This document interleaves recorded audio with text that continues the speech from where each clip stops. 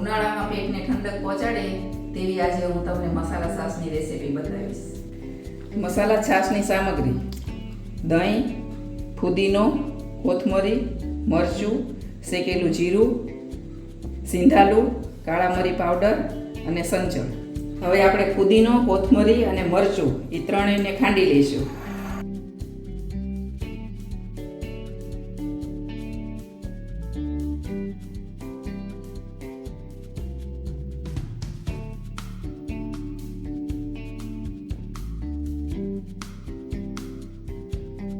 જો paste ready છે. હવે આપણે દહીંની છાશ બનાવી લઈશું.